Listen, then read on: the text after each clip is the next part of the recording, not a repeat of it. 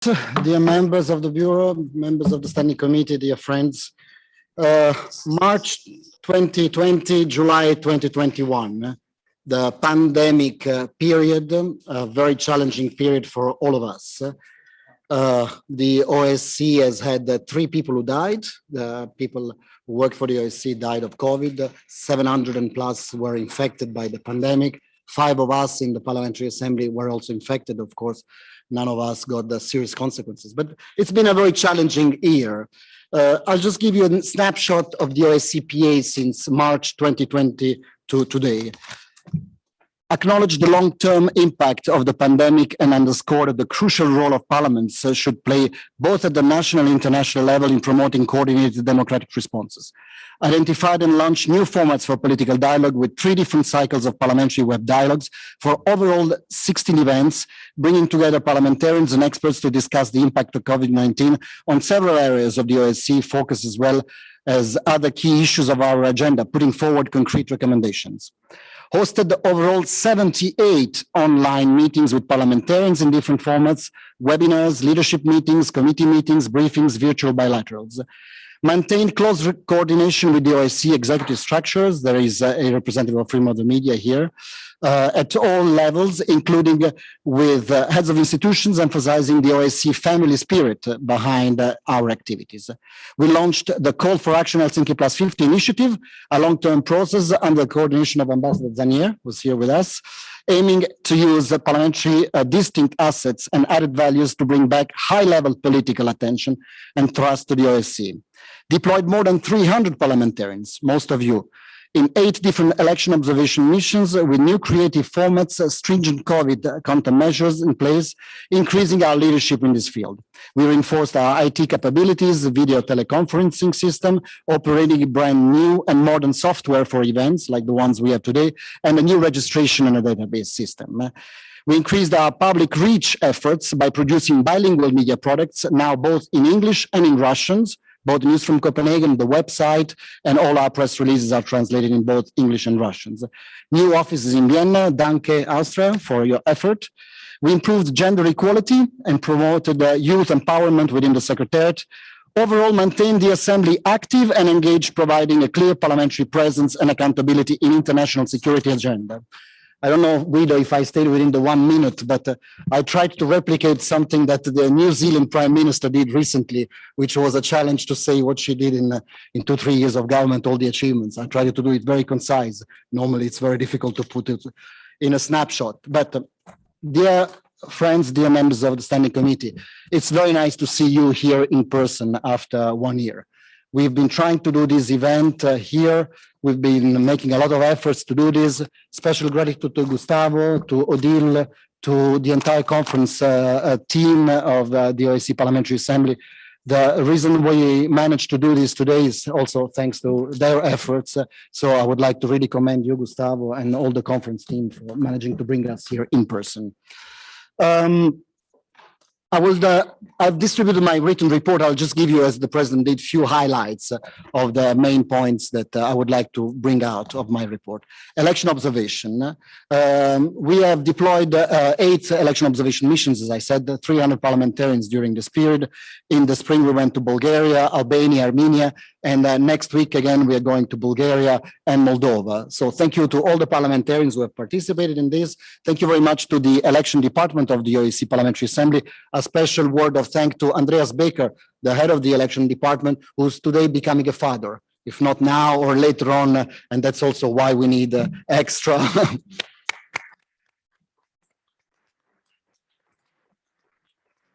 That's why we also need some extra parents and family allowances for the newborn in the OSCE Parliamentary Assembly. We have a young staff, so in the future, I cannot predict whether there will be more requests for new dependency allowances, because the young staff that you see here might, of course, have some ambitions. So a special thank really to the OSCE Secretariat election staff. So those who have been on election observation mission must have seen these professional service that we provide, the difficulties that is being done during COVID. It's not really easy to organize an election observation mission in COVID times. We've tried with the online system sometimes. We've managed recently in Armenia also to have in-person briefings. We are working very hard now with our colleagues also of the ODIHR to organize the election observation mission in the 19th of September in the Russian Federation. So we hope that lots of you also will participate into those.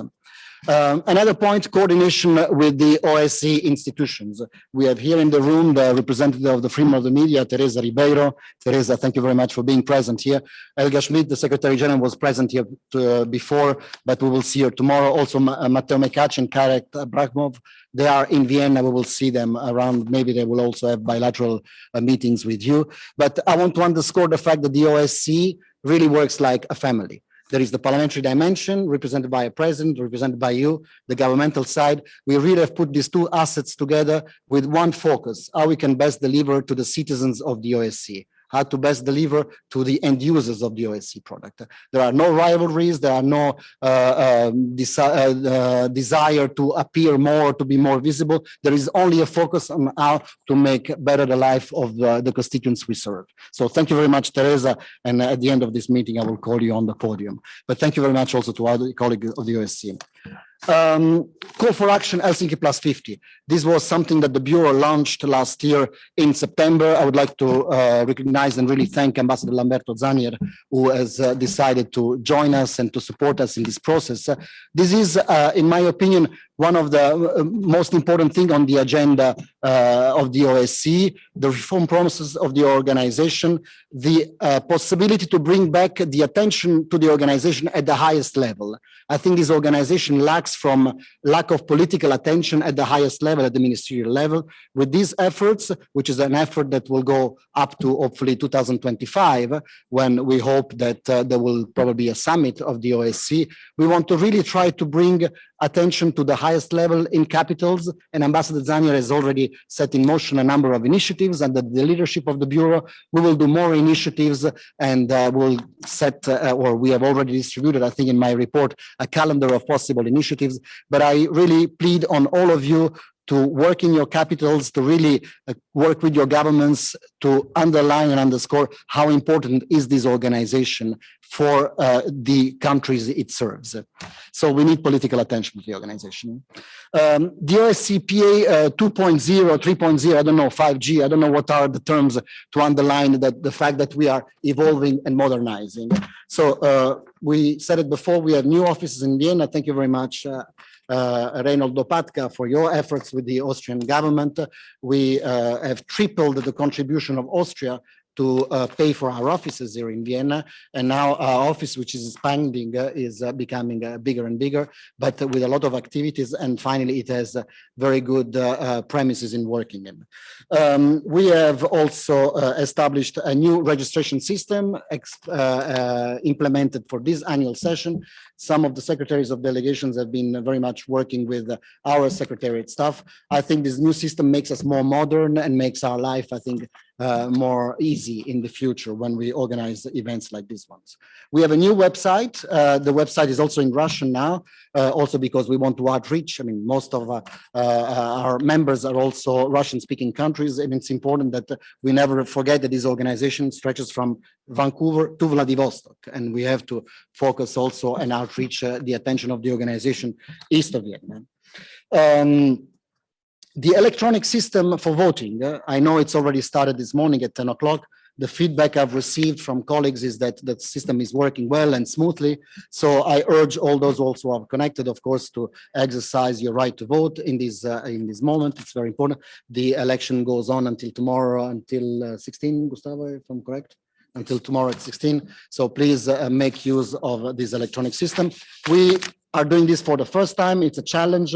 We've asked the company that we've hired and the CEO of the company that we hired to be with us in the election room. The tellers are looking at how the vote is going, and I'm sure that we've delivered a system which will ensure, of course, secrecy of the vote, but efficiency and hopefully the system that gives you the secure result at the end of the vote. Thank you very much for the budget. I did not speak on the budget because Peter Juliensen said the most precise words. Thank you very much, Peter, for standing up and defending the budget.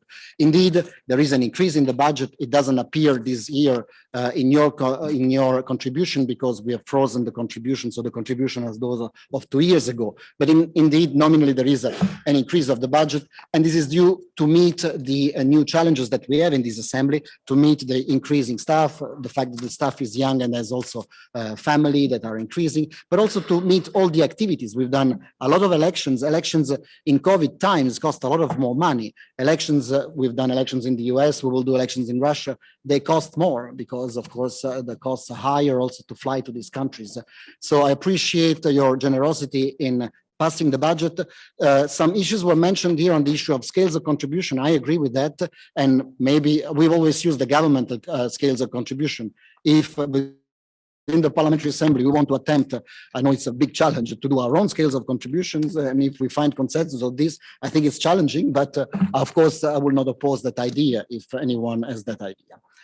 I do need to spend 2 words of special appreciation for the staff of the Parliamentary Assembly. You see them all here.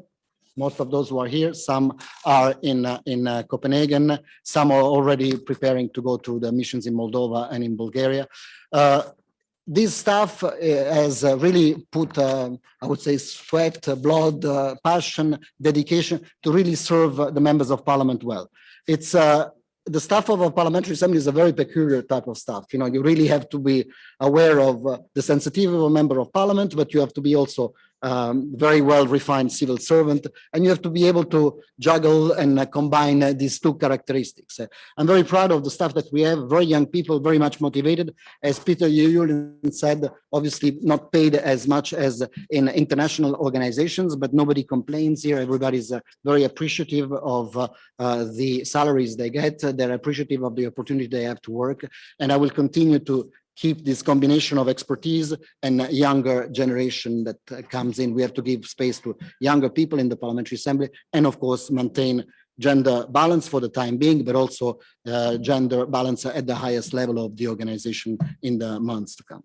A special word of appreciation to Ambassador Montella. This is the last time he participates in an annual session. It's not the last time you will see him though, because Ambassador Montella will remain from the 1st of October as a consultant for the Parliamentary Assembly, has a huge expertise on the procedural rules, on elections.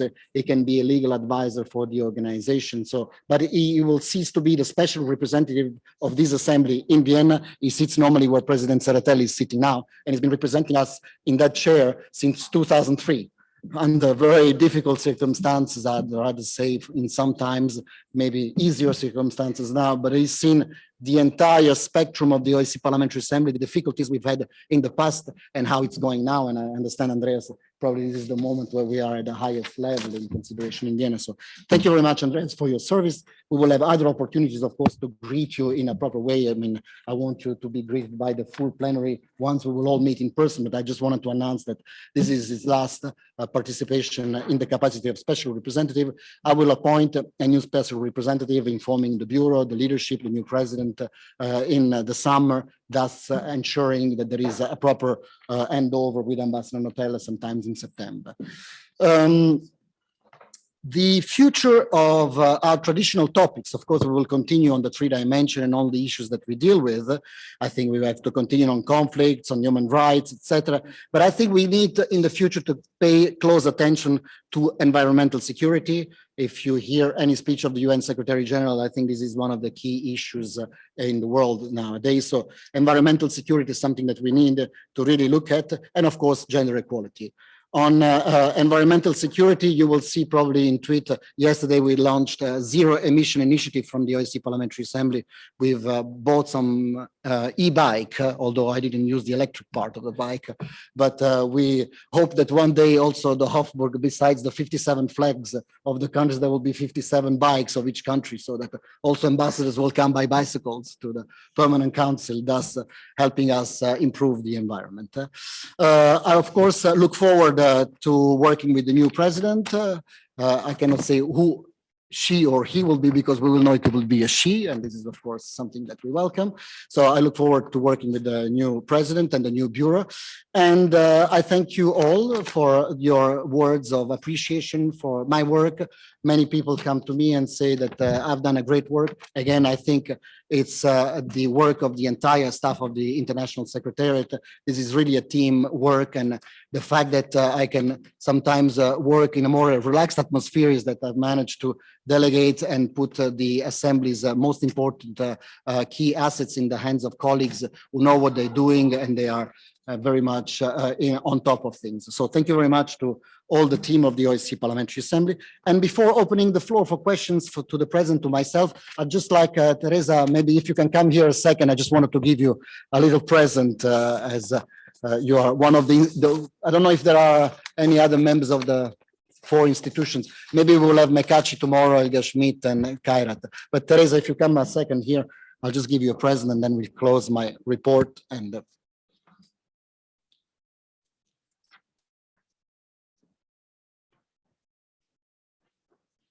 it's a little surprise. As we are in times of football and Euro, of course, out of the report, I haven't mentioned that tomorrow Gustavo and I have a very nervous semi-finals in the Euro League. But we'll Teresa, thank you very much. Wow. Wow. Oh,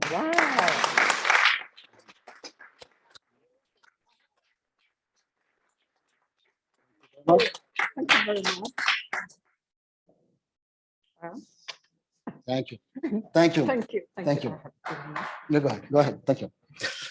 Okay, that concludes my report. And now I guess, Gustavo, the floor is open for questions to the President or to myself. Thank you.